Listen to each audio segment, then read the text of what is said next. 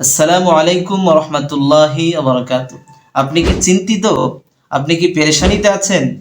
দুনিয়ার রেইন আপনাকে পেরেশানিতে একদম আপনাকে গ্রাস করে ফেলেছে?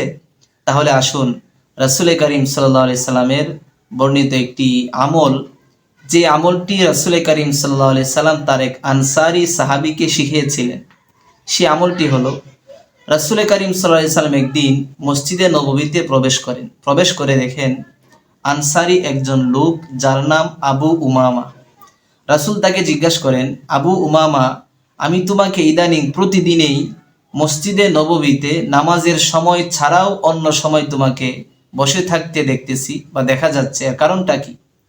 আবু উমামা বলে, ইয়া রাসূলুল্লাহ, ইয়া হাবিবাল্লাহ, দুনিয়ার চিন্তা এবং অনেক রেইন আমাকে গ্রাস করে ফেলেছে, আমাকে চিন্তিত করে ফেলেছে।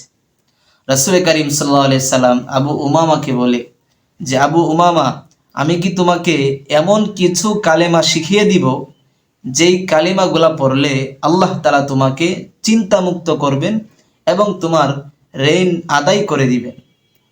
আবু উমামা বলে, জি হ্যাঁ ইয়া রাসূলুল্লাহ, অবশ্যই আপনি আমাকে সেই কালিমাগুলা শিখান। কালিমাগুলা হলো, আল্লাহুম্মা ইন্নী আউযু বিকা মিনাল হাম্মি ওয়াল হুজনি ওয়া আউযু বিকা মিনাল আজজি ওয়াল কাসালি ওয়া আউযু বিকা মিনাল জুবনি ওয়াল বুখলি ওয়া আউযু বিকা মিন গলাবাতিদ দাইনি ওয়া কহরির রিজাল।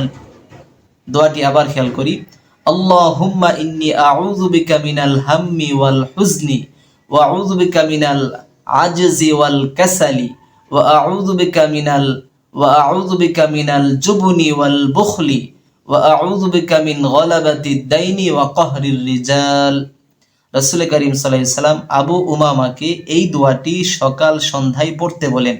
আবু উমামা বলেন, রাসূল আমাকে এই কালিমাগুলা শেখানোর পরে আমি আমলটা শুরু করি এবং আলহামদুলিল্লাহ সুম্মা আলহামদুলিল্লাহ, এই আমলটি নিয়মিত করার কারণে আল্লাহ তাআলা আমার চিন্তাকে মুক্ত করে দেন এবং আমার ঋণ আদায় করার ব্যবস্থা আল্লাহ তাআলা করে দেন। সেজন্য প্রিয় দর্শক শ্রোতাবৃন্দ, আমরা এই আমলটা নিয়মিত করতে পারি।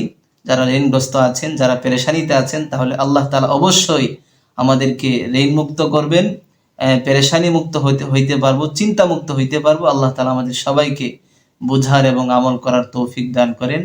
ভিডিওটি শেয়ার করে অপর ভাইকে আমল করার সুযোগ করে দিবেন। আসসালামু আলাইকুম।